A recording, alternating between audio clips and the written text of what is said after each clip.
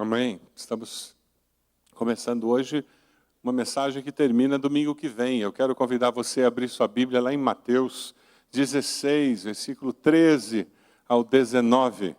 Conecte-se aí, veja se você consegue acessar esse texto, Mateus 16, de 13 a 19. Você que está na internet, nós queremos pedir que Deus abençoe a sua vida e use essa mensagem para fortalecer a sua fé também. Na revista você encontra o esboço da mensagem para você acompanhá-la, e aí no site também, na tela, você pode abrir esse esboço para poder estar acompanhando a mensagem. Esse é um texto base quando o Senhor cria a igreja. A igreja do Senhor Jesus Cristo é formada nesse momento. E nós vamos estudar esse texto e tentar entender melhor. O tema da mensagem hoje é Quem dizeis que eu sou? Dentro dessa série Eu Amo Minha Igreja, dentro da série desse mês, que é Marco Zero, é como que a gente pode caminhar e conhecer melhor a vida da igreja do Senhor Jesus. Mas olhando para essa situação de igreja, e toda vez que nós falamos em igreja, na mente de cada um de nós aqui surgiram expectativas, experiências diferentes. Converse com a pessoa aí do lado. Quando você ouve a palavra igreja, qual é a expectativa que você tem ao pensar, eu vou fazer parte dessa igreja? O que significa isso? Sou parte da igreja. Qual a expectativa que você tem com relação à igreja? O que a igreja vai fazer por mim, pela minha família? Conversa com a pessoa do lado aí. Qual a sua expectativa quando você ouve a palavra igreja? O que vem na sua mente? Quando você vai explicar para alguém o que é a igreja, como é que você faz isso? Converse aí, como é que você explica o que é a igreja? Igreja é uma comunidade perfeita? É um grupo que faz ação social? Eu recentemente ouvi de uma pessoa isso. Para mim, igreja só tem sentido quando ela faz ação social. É só isso, só para isso que serve igreja. Igreja é só isso?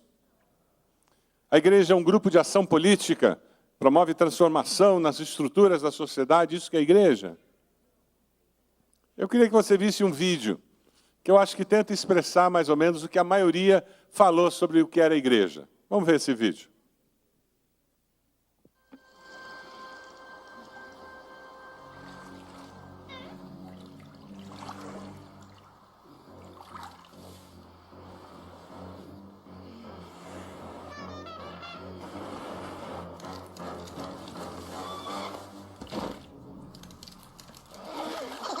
It's smarter to travel in groups.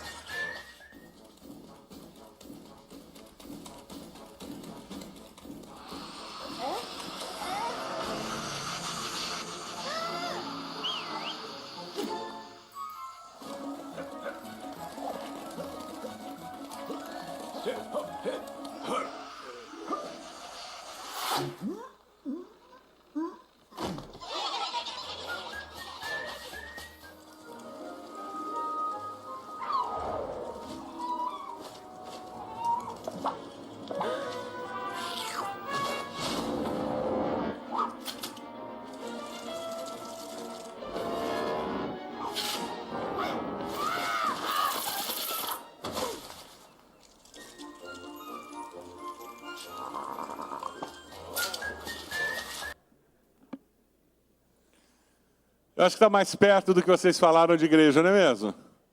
Das nossas expectativas. Eu queria que você, com o texto aberto, nós começássemos a meditar nas palavras do fundador da igreja. Por isso é chamado Marco Zero essa mensagem. Porque nós estamos no começo de tudo. Mateus 16, 13 a 19. Veja se essa pessoa do lado tem o texto. Chegando Jesus à região de Cesareia de Filipe, perguntou aos seus discípulos, quem os outros dizem que o Filho do Homem é? E eles responderam, alguns dizem que é João Batista, outros Elias, e ainda outros Jeremias, ou um dos profetas. E vocês? Perguntou ele. Quem vocês dizem que eu sou? Simão Pedro respondeu, tu és o Cristo, o Filho do Deus vivo. Respondeu Jesus, feliz é você, Simão, filho de Jonas, porque isso não lhe foi revelado por carne ou sangue, mas por meu Pai que está nos céus. E eu lhe digo que você é Pedro, e sobre essa pedra edificarei a minha igreja, e as portas do Hades não poderão vencê-la. Eu lhe darei as chaves do reino dos céus.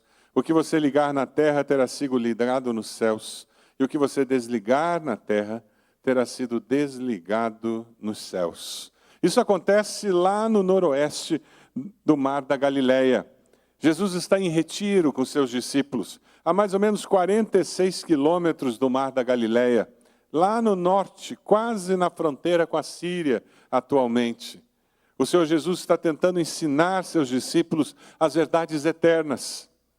Eu tenho aí uma foto de Cesareia de Filipe, a cidade onde isso tudo aconteceu, uma antiga cidade localizada ao pé do Monte Hermon. Por volta do ano 20, Herodes construiu ali um templo branco de mármore e dedicou a César Augusto. Esse é um lugar hoje, o próximo slide pode ir? É um lugar hoje onde nós temos um sítio arqueológico muito precioso. Esses templos ali fez com que existissem vários lugares de culto naquela localidade. E nós também estamos falando de um lugar onde a nascente do Rio Jordão, uma das nascentes do Rio Jordão, está ali naquela região. É interessante porque esse carpinteiro pobre da Galileia, com 12 homens completamente diferentes uns dos outros ao seu lado, ele está falando de verdades profundas e que têm afetado a história da humanidade desde então. Os religiosos da época, sentindo-se ameaçados por ele, buscam matá-lo. O contraste é a pobreza desse carpinteiro com os templos riquíssimos que existiam naquele mesmo lugar. E é ali, naquele lugar, conversando com seus discípulos, que Jesus faz a pergunta do versículo 13. Dê uma olhadinha aí. Quem os outros dizem que o Filho do Homem é? Nos outros evangelhos é quem os outros dizem que eu sou. E ele espera a resposta. Que resposta Jesus esperava? Pergunta a pessoa do lado aí, que resposta Jesus esperava? Se isso fosse uma prova, a resposta certa seria Filho de Deus. Era essa a resposta que ele esperava. Que as pessoas o identificassem como ungido de Deus, o Messias de Deus, o enviado por Deus para a salvação do povo de Israel e depois todas as nações através do povo de Israel. Mas nós vamos ver no versículo 14 que não era bem essa a percepção das pessoas.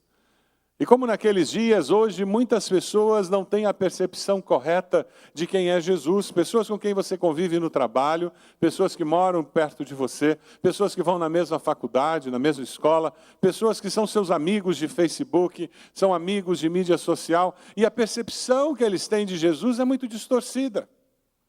Veja ali naqueles dias, versículo 14, nos mostra a percepção daqueles que viviam naqueles dias. E como o caráter inadequado das categorias humanas afeta como nós vemos Jesus. Se os discípulos não entendessem quem era Jesus, estaria tudo perdido. Por isso que ele trabalha com esse conceito com seus discípulos. E ele usa uma forma indireta de fazer a pergunta. Ele diz, o que as pessoas dizem de mim? Se você tem filhos e você está querendo saber o que seus filhos pensam sobre drogas, o que eles pensam sobre sexo, política, economia, tem um jeito muito simples de descobrir. Talvez se você perguntar diretamente, meu filho, como é que você vê sexo? Pergunte para ele, meu filho, o que as pessoas lá na sua turma andam falando sobre sexo? Naturalmente, ao falar sobre o que é comentado, ele vai acabar expressando a sua opinião. Se você quer saber o que ele pensa sobre política, o que ele pensa sobre a Copa, o que ele pensa sobre a família dele. Quando nós usamos a pergunta indireta, fica mais fácil o início do diálogo. O que o povo dizia? Que Jesus era João Batista. Pergunta a pessoa do lado aí, quem é esse tal desse João Batista? Eu não conheço ele. Pergunta para a pessoa do lado, quem é João Batista? Quem é João Batista? Lembra da história dele? Foi alguém que perdeu a cabeça por causa de uma mulher. João Batista foi um homem registrado na Bíblia que perdeu a cabeça por causa de uma mulher. Pergunta a pessoa do lado, que história é essa? Pergunta para a pessoa do lado, que história é essa? Como é que alguém perde a cabeça por causa de uma mulher? João Batista era um profeta de Deus, primo de Jesus, enviado para preparar o caminho para a vinda de Jesus. João Batista é uma pessoa que acusa o rei, que ele estava fazendo algo errado, que a esposa que ele tinha não podia ser esposa dele. Aí o rei está dando uma festinha para os amigos dele, já está meio alto. A filha dessa esposa vem dançar. O rei, para dar uma de gostoso, dando de bom, poderoso, na frente dos amigos, diz: o que você quiser, pode pedir que eu vou te dar. Ela vai e pergunta à mãe, e a mãe diz: a cabeça de João Batista numa bandeja. Constrangido, porque o rei não queria fazer aquilo, mas porque tinha dado a palavra na frente de todos, ele manda decapitar João Batista. E assim acaba o ministério dele, daquele que preparou o caminho para a vinda de Jesus. Agora veja como as categorias humanas e a percepção das pessoas com relação a Jesus muitas vezes é irracional. Ora, todos sabiam que a diferença de idade era mínima entre os dois. Todos sabiam que João Batista era uma pessoa e Jesus era outra. Mas as pessoas perdem a capacidade da racionalidade e ficam cegas, porque Satanás cega o entendimento das pessoas. Foi isso que Jesus disse, que o Deus desse século cega o entendimento, para que nós não vejamos as coisas espirituais. João disse de Jesus lá em João, vamos ler juntos o texto? João 1:29, vamos lá? No dia seguinte, João viu Jesus aproximando-se e disse: vejam, é o Cordeiro de Deus que tira o pecado do mundo. Este é aquele a quem eu me referi, quando disse: vem depois de mim um homem que é superior a mim, porque já existia. Jesus não era João Batista. Mas eles também diziam que Jesus era Elias, conhecido como o príncipe dos profetas. Aquele onde a manifestação poderosa de Deus se fez em tantos momentos. Lá em 1 Reis, capítulo 18, você encontra antes, depois, histórias sobre Elias. Mas eu queria destacar só uma, que é a mais conhecida. Lembram da história do Monte Carmelo? O rei que havia abandonado os caminhos de Deus faz com que o culto de Baal se torne o culto principal na terra de Deus. Elias, perseguido, ele se esconde e o Senhor o leva para o olho do furacão. Não se iluda, porque você conhece a Jesus como Salvador e foi salvo por Cristo Jesus, Ele não vai colocá-lo numa redoma de vidro, protegido do sofrimento, das dificuldades, enfermidades, injustiças, de maneira nenhuma. Temos uma irmã, membro da nossa igreja, enfrentando uma batalha que tem a ver com liberdade religiosa. Já não é mais uma questão se psicólogo atende gay ou não.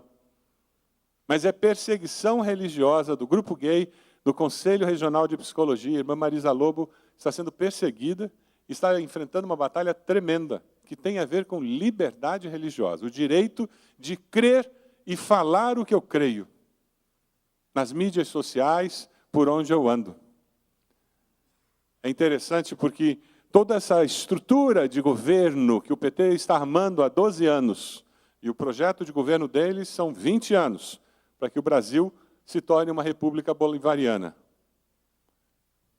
Todo esse processo elimina liberdade de expressão e liberdade para ir e vir. E nós estamos sentados, ou melhor, deitados em berço esplêndido, assistindo à manipulação.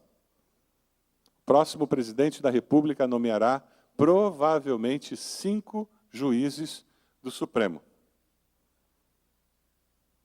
Mas agora não tem mais problema, porque o PT já é maioria.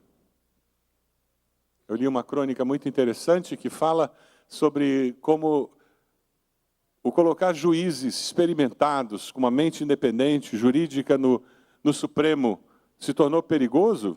Vídeo Joaquim Barbosa, que foi indicado pelo Lula. Então eles mudaram a tática e agora estão colocando advogados. Pessoas menos proeminentes, menos independentes e mais novas. E assim o sistema pode fazer com que a vontade deles se cumpra na nossa nação. Nós temos que ter cuidado. Quando líderes se deixam levar por valores que são do mal, temos que ter muito cuidado. Orar pelos nossos líderes, sim, mas nunca sermos omissos do que precisa ser feito para preservar a integridade da nossa nação e daqueles que moram nela. Foi isso que Elias fez e correu um risco tremendo ao fazer isso. Quem conhece a história sabe que Elias confrontou o rei e disse: mande os profetas de Baal lá para o Monte Carmelo. E eles se encontraram ali. E o Monte Carmelo tem uma vista linda do vale. E naquele monte, o povo se reuniu para ver o embate entre o profeta de Deus e os profetas de Baal. E ele manda: construam um altar, coloquem pedras, coloquem lenha, coloquem um animal sobre o altar. E Elias se volta para os profetas de Baal e disse: vocês são mais, podem começar. Peçam para que Baal mande fogo do céu e consuma a oferta. E o texto bíblico diz que eles gritaram, eles dançaram, eles passaram o dia inteiro clamando, implorando que Baal fizesse alguma coisa. Elias, até de uma forma irônica, em determinado momento, diz: gritem mais alto, talvez ele esteja dormindo. E o texto mesmo no original vai adiante e diz: talvez ele esteja ocupado fazendo suas necessidades. Tamanha ironia com que Elias fala. E nada acontece. E finalmente Elias diz: coloquem as pedras, coloquem a lenha, coloquem o animal sobre o altar do Senhor, tragam água e joguem no altar. E o texto bíblico diz que jogaram água e jogaram mais uma vez, e fizeram uma valeta ao redor daquele altar, e a água se acumulou na valeta. E Elias, de uma maneira muito simples, sem estardalhaço, aquela oração de quem confia e sabe que Deus é confiável: Senhor, agora é a hora do Senhor se manifestar. E Deus se manifestou. As Escrituras dizem que veio fogo do céu, e o fogo consumiu o animal, o fogo consumiu a lenha, o fogo consumiu as pedras e toda a água que existia no altar. Indubitavelmente, o Senhor é Deus. Foi isso que o povo gritou. O Senhor é Deus, Jeová é Deus, o Senhor reina. Meu querido, minha querida, se Deus levar você para o Monte Carmelo, não negocie a sua fé. Amém? Todos nós, em algum momento da vida, teremos o nosso Monte Carmelo. O momento em que a nossa fé será provada. O momento em que as pessoas questionarão o nosso Deus. Você pode fugir, se esconder, ou você pode se levantar e dizer: é assim que eu creio, Deus merece ser honrado com o meu comportamento. E o povo dizia: esse homem deve ser Elias. Que elogio! Mas Jesus era Elias? Não era. De novo, a categoria humana é muito inadequada para falar de Jesus. Jeremias, o príncipe dos profetas, não era o filho de Deus. E eles diziam que Jesus também era Jeremias, o profeta chorão. Por causa da misericórdia com que Jesus atendia as pessoas, olhava para as pessoas, tratava das pessoas, se preocupava com a situação das pessoas. Eles viam empatia do coração de Deus na vida de Jesus. Lá em Jeremias 1, de 17 e 19, você encontra referências a essa postura do profeta. Alguém que sofria com o sofrimento do povo, sofria com a rebelião do povo. Aquele coração compassivo de Jesus, que fez que quando ele entrasse em Jerusalém, com o povo fazendo a maior festa, a cidade cheia para a celebração da Páscoa, todos reconhecendo e dizendo: seja bem-vindo, Messias, em nome do Senhor. E ele olha, e por conhecer o coração das pessoas, o coração dele se move de compaixão. Chamar Jesus de Jeremias era um elogio. Mas ele era mais do que isso. Jesus é o Filho de Deus. Jesus era muito mais, porque Jesus é o Filho de Deus, o Salvador. Os seus discípulos tinham que reconhecer isso, o povo tinha que reconhecer isso. Eu e você precisamos reconhecer isso. Você já reconheceu Jesus como Salvador, como Senhor, como Filho de Deus? Se você já fez isso, diga glória a Deus. Se você ainda não conseguiu sinceramente reconhecer que Jesus é o Filho de Deus, eu tenho certeza que Deus o trouxe aqui essa noite, para que você possa declarar com seus lábios, crer no seu coração, que Jesus é o Filho de Deus. Jesus responde aos discípulos, quando eles preocupados dizem, Senhor, o Senhor vai embora, vai nos deixar. E ele diz, não se turbe o vosso coração, credes em Deus, crede também em mim. Porque eu vou para a casa do meu Pai, preparar-vos lugar, e onde eu estiver, vocês estarão também. E Jesus diz, eu sou o caminho, a verdade e a vida. Ninguém vem ao Pai, senão por mim. Por isso que no batismo de Jesus, João Batista o batizou. Uma voz vinda do céu diz, este é o meu Filho amado, em quem me comprazo, em quem me alegro. Jesus está tentando levar seus discípulos a uma situação em que eles reconhecem quem Ele é de fato. Veja lá no versículo 15. Versículo 15 do texto, Jesus diz, e vocês? Eu já perguntei dos outros, e vocês? E é assim que um pai conversa com o filho. Seus amigos falam isso, e você? O que você pensa? E Jesus pergunta, e vocês, no versículo 15? Quem vocês dizem que eu sou? Eles se reuniam, os 12, quando Jesus não estava por perto, e eles falavam do Senhor. O que vocês falam de mim quando vocês estão sozinhos? O que vocês comentam de mim quando vocês saem do nosso grupo e vão até suas famílias e depois retornam? Que tipo de comentário vocês fazem? Aí vem Pedro. Pedro é bom, né? Nós temos pérolas preciosas porque Pedro tinha aquele temperamento. Se você é dos Pedro da vida, estourado, aquele que fala e depois pensa, em nome de Jesus, não pare. Aprenda a ponderar suas palavras, mas deixe Deus usar esse seu temperamento para abençoar e trazer honra para o nome de Deus. Jesus de imediato responde, aquele mesmo Pedro que cortou a orelha do servo lá no jardim do Getsemane, lembra? Vocês podem imaginar uma situação mais surreal do que essa? Os homens chegando, Jesus vem, aquela atenção, Judas dá o beijo, Pedro tira a espada, corta a orelha. Ele deve ter mirado para matar. É porque ele errou. Você pode imaginar a orelha no chão, fica aquele silêncio momentâneo, Jesus se abaixa, tira a poeira, encosta na orelha do cara, e o cara sente uma coceirinha na ponta da orelha. Aquele Pedro que disse, Senhor, eu jamais negarei.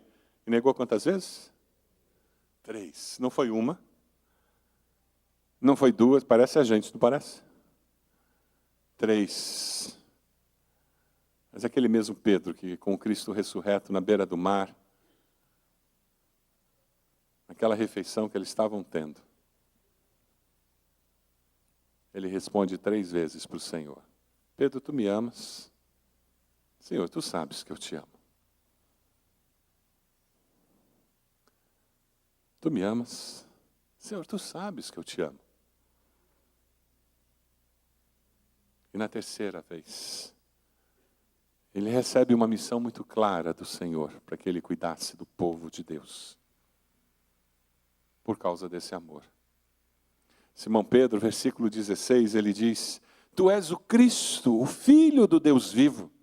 E respondeu Jesus, feliz é você, Simão, filho de Jonas, porque isto não lhe foi revelado por carne ou sangue, mas por meu Pai que está nos céus. Tu és o Cristo, o Filho do Deus vivo. Sublinhe isso na sua Bíblia, coloque em amarelo se você está no seu telefone. Tu és o Cristo, o Filho do Deus vivo. A afirmação mais importante da história da igreja cristã de todos os séculos. É aqui que inicia a igreja cristã. Em Marcos aparece tu és o Cristo também. Em Lucas aparece o Cristo de Deus. Revelação de Deus ao apóstolo Pedro. Tu és o Cristo, o Filho do Deus vivo.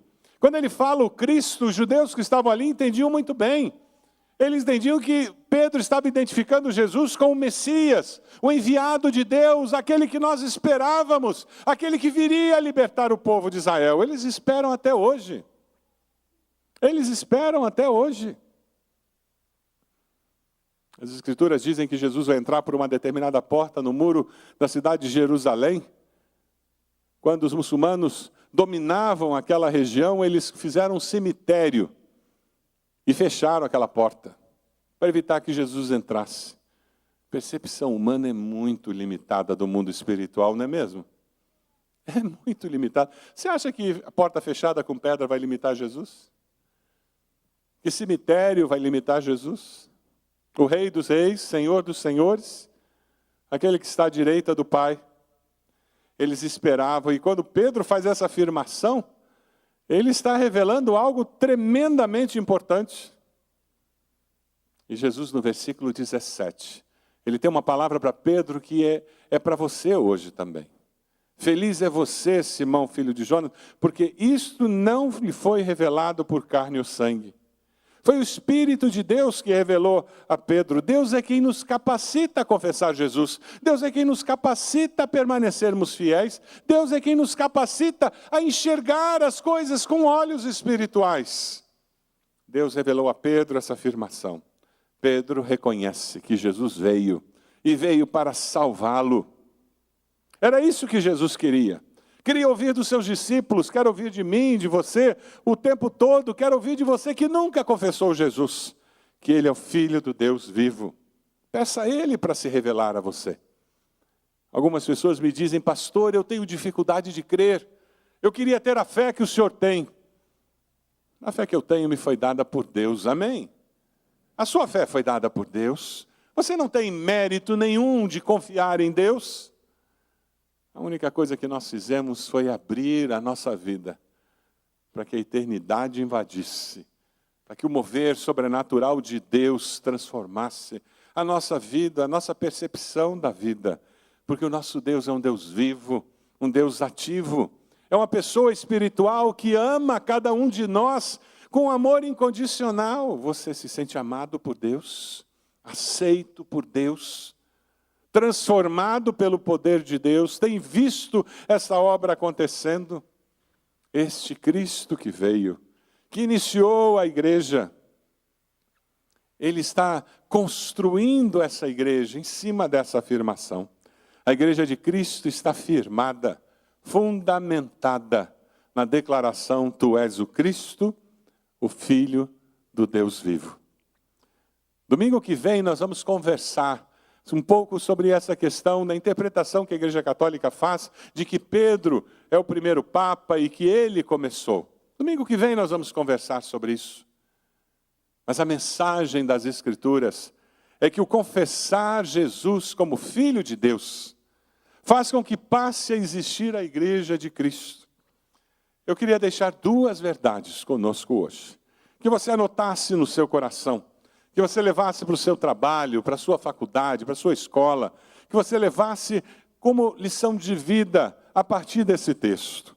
A primeira grande verdade é que as mais elevadas categorias humanas são inadequadas para descrever a Jesus, porque Ele é mais do que um homem, do que um ser humano. Ele é o Filho do Deus vivo, Ele é o Salvador. Alguém copiou um comentário de Napoleão Bonaparte, o general francês. Em determinado momento, perguntaram se ele conhecia Jesus, o que ele pensava de Jesus. A resposta dele foi brilhante, como ele era brilhante. Eu conheço aos homens, disse ele, mas Jesus é mais do que um homem. Você talvez considere Jesus como um grande mestre, um grande filósofo, um grande religioso, um grande líder, mas isso não é suficiente. O que esse texto nos ensina é que Jesus espera de nós a confissão de que Ele é o Filho do Deus vivo. Por isso Ele pode prometer e cumprir que estaria conosco todos os dias, porque Ele é o Filho do Deus vivo. Você quer declarar hoje que Jesus é o Filho do Deus vivo? Você quer deixar a eternidade invadir a sua vida? Você que declarou que Jesus é o Filho do Deus vivo, você continua se relacionando com Ele com essa expectativa? Ou você tem se esquecido de, com temor e tremor, dizer em nome de Jesus, o Filho do Deus vivo, eu vivo a vida que eu vivo? A segunda grande verdade que eu queria compartilhar com vocês é que religiosidade sem relacionamento com Deus é vazia de significado. Religiosidade sem relacionamento com Deus é vazia de significado. O nosso descobrir de Jesus tem que ser pessoal. A pergunta foi: e você? O que pensa de mim? A resposta tem que ser adequada. A pergunta é: e você? O que pensa de mim? E a resposta tem que ser adequada. Quando Pilatos perguntou a Jesus se ele era o rei dos judeus, qual foi a resposta que ele deu? Lá em João 18:34. Essa pergunta é tua ou os outros te falaram a meu respeito? Jesus estava querendo confrontá-lo com algo que era ele, aquele homem que lavou as mãos, que se omitiu. Jesus, naquele momento, aproveita para puxá-lo para dentro do cenário, para não ser apenas um espectador, mas falar das coisas que estão no seu coração. É por isso que é tão importante você que foi criado em igreja ter uma experiência com esse Jesus e confessá-lo como filho de Deus. Deus só tem filhos, Deus não tem crentes, não tem netos. Filho de crente não é crentinho. A avó da Ede era alemã, mas por causa daquelas confusões da Europa, de guerra, os pais foram morar na Polônia, e ela nasceu na Polônia, em território polonês. E os irmãos brincavam com ela, dizendo que ela não era alemã, que ela era polonesa.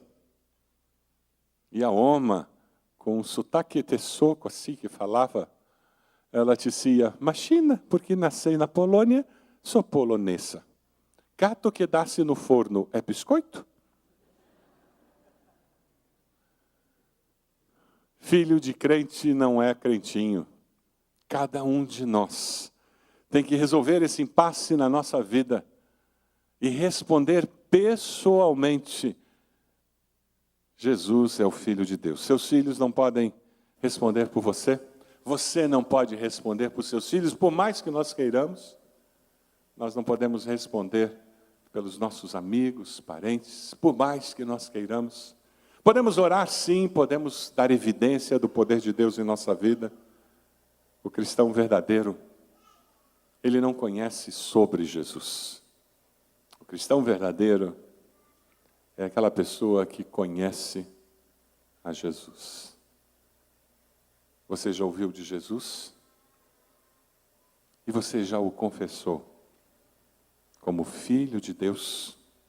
A igreja, essa comunidade formada por Jesus, ela existe e subsiste quando as pessoas que fazem parte dela vivem esta verdade de que Jesus é o Filho de Deus, o Filho do Deus vivo.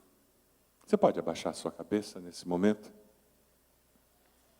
Quem sabe você veio hoje porque alguém convidou, quem sabe você tem vindo aos nossos cultos, mas nunca na sua vida você confessou a Jesus como Filho de Deus.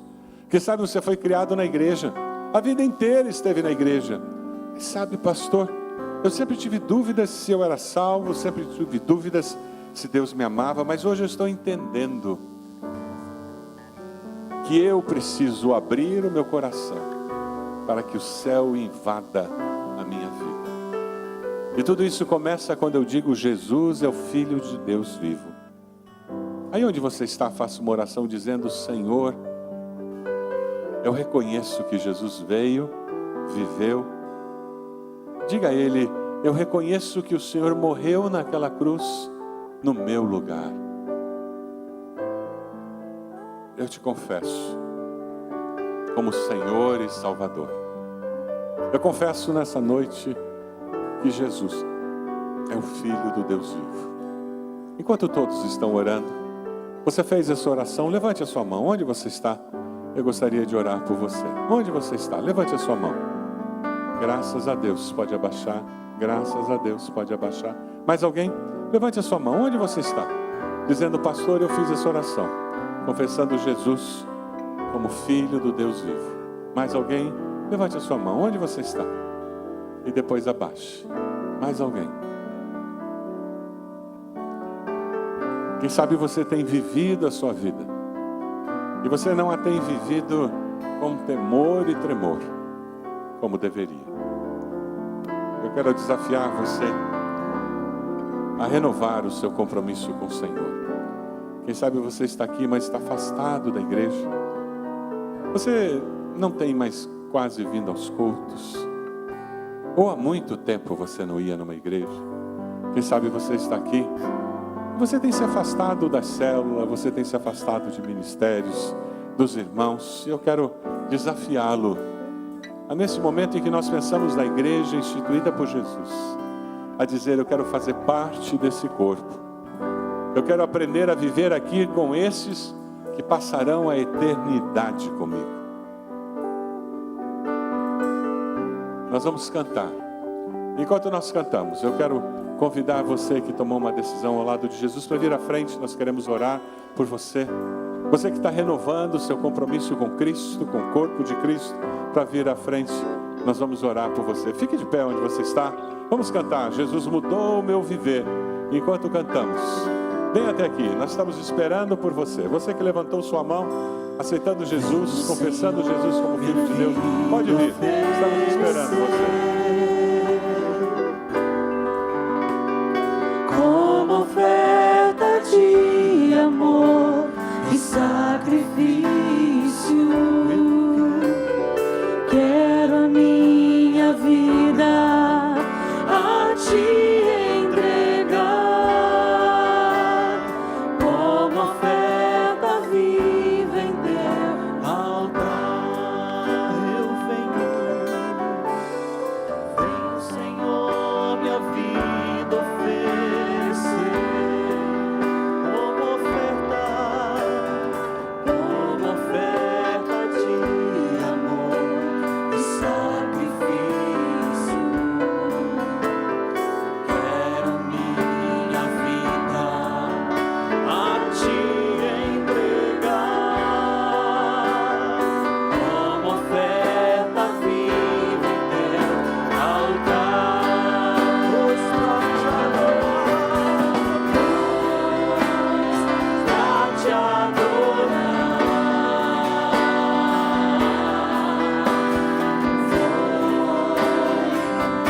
eu nasci, assim como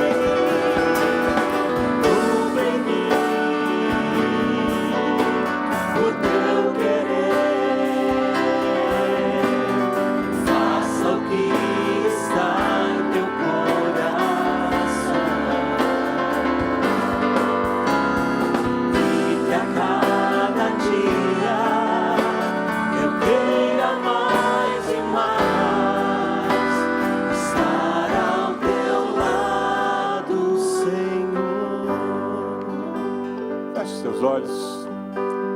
Você tomou uma decisão hoje por Jesus, nós queremos ajudá-lo nessa decisão. Vem até aqui, nós queremos orar por você.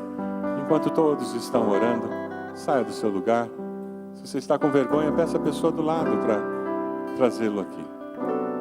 Existe alguém que precisa se reconciliar com o corpo de Cristo, se reconciliar com o povo de Deus, voltar a dizer: Jesus é o Filho de Deus vivo, e Ele vai ser assim na minha vida.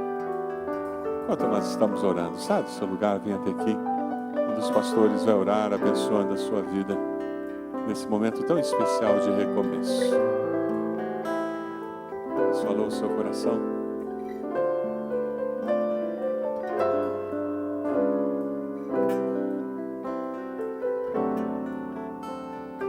Deus bendito, nós nos colocamos no teu altar e clamamos pelas tuas misericórdias. Ó Deus amado, que ao retornarmos para os nossos lares, ao sairmos para viver em sociedade, que no nosso coração haja uma determinação muito clara de como devemos viver a vida cristã. E nas nossas ações, nas nossas palavras, nas nossas atitudes, nós estejamos proclamando que Jesus é o Filho do Deus vivo.